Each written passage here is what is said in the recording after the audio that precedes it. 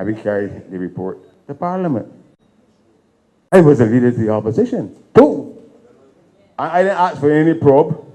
I brought a no-confidence motion over to a Prime Minister.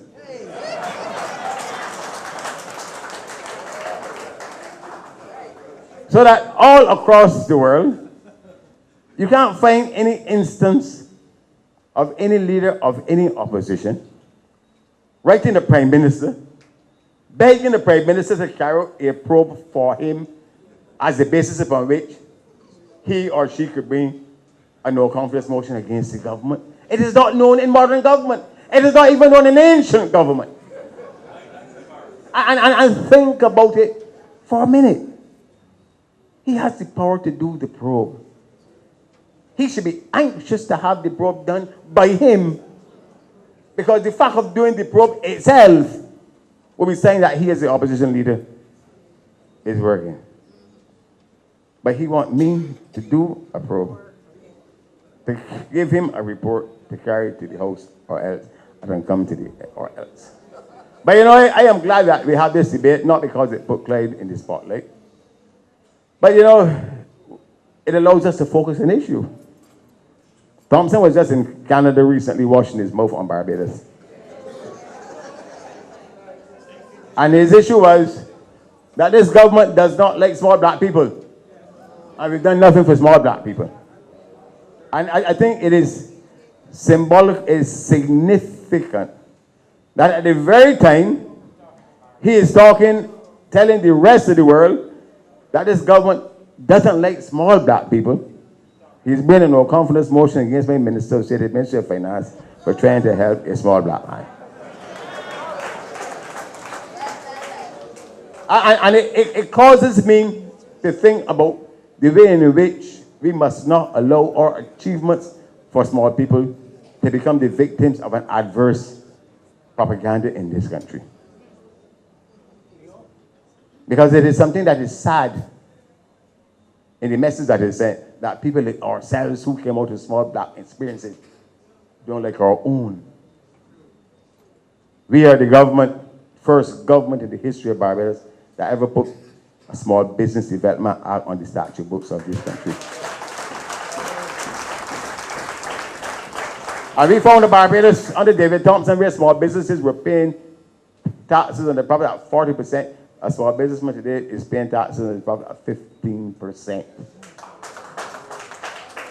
I've created two financial institutions, two. One called Fund Access. Only purpose is to lend money to small black people. Well, my first act as Minister of Finance was to take some money that was left there by the Sanford administration and give it to the Small Business Association to create a venture capital facility. At Fontebelle, there is a small business center, headquarters for the small business in Barbados, built by your government. And every year, this government gives the Small Business Association a subvention to run that center.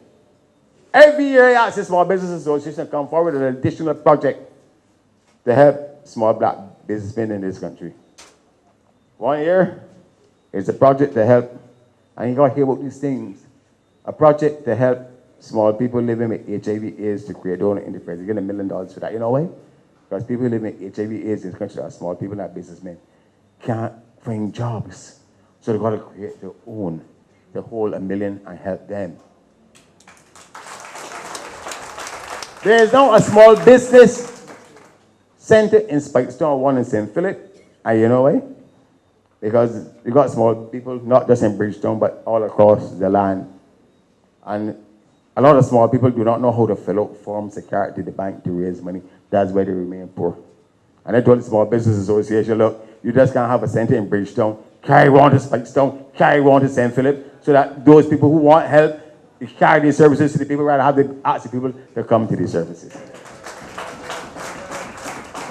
The Urban and the Rural Development Commission can be criticized for many things, but I can say one thing for sure, that they have brought into existence in this country a new class of entrepreneur, many small contractors who would have never been given an opportunity before has been given an opportunity because of the work of the Urban and the Rural Development Commission. We have a youth entrepreneurship scheme in the Ministry of Education, invented by this government to give small people a chance. But you know, it's the best project that this government is involved in? The Project Oasis. This country was looking on the small black men on the blocks as a threat. And we said that they're not a threat. That's talent. Have a project to discern what it is that they want to do and train them in what they want to do rather than imagine it. And also, if they want to do something, help them to form companies in order to be able to carry out their dreams. Now, I was proud, really proud as the Prime Minister of Barbados, when we launched this Caribbean Single Market initiative in this country, and the CARICOM Secretariat used a film developed by the boys on the block through Project Oasis that the CARICOM Secretariat is now showing all across the Caribbean to explain what the CSME is about to the people of the Caribbean.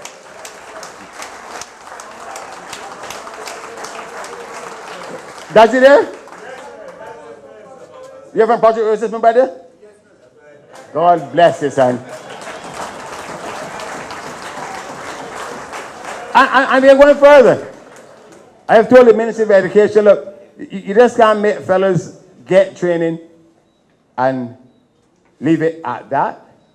They've got to form companies, and the government have given those small fellas the assurance, and it's happened already, that we will give them small contracts so that as they train and get equipped, they'll be able to make a decent living in this country.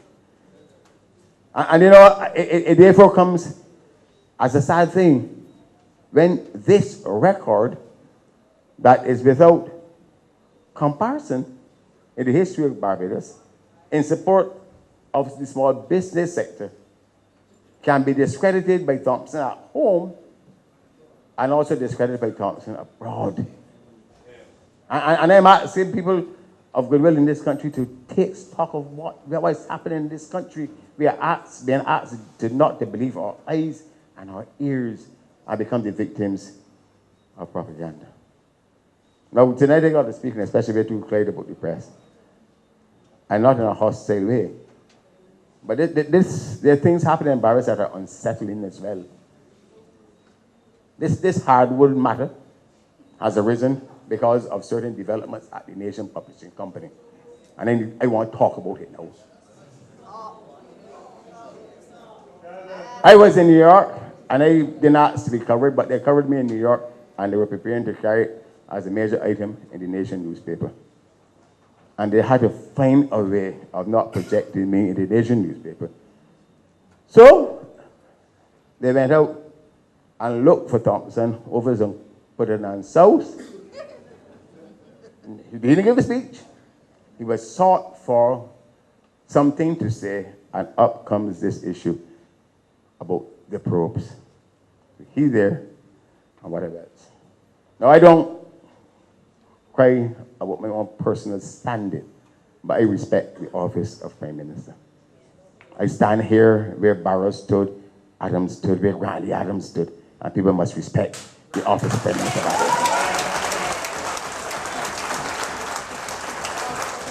And I have not said it yet, but I'm saying it tonight.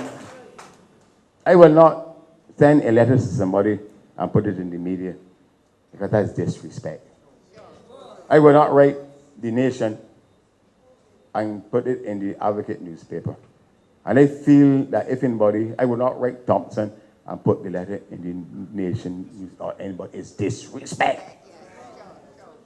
And it might be that Thompson does not have any respect because he doesn't have any manners, he does not have any training. He is what he is. But I do not believe that the Nation newspaper should be an accomplice in an exercise to disrespect the office of Prime Minister of Barbados. And I didn't bother to send a letter to the Prime Minister of Barbados, and not me, no. The Prime Minister of Barbados, the office must be respected to receive it and respond to it without that being put in the public domain even before it has reached him.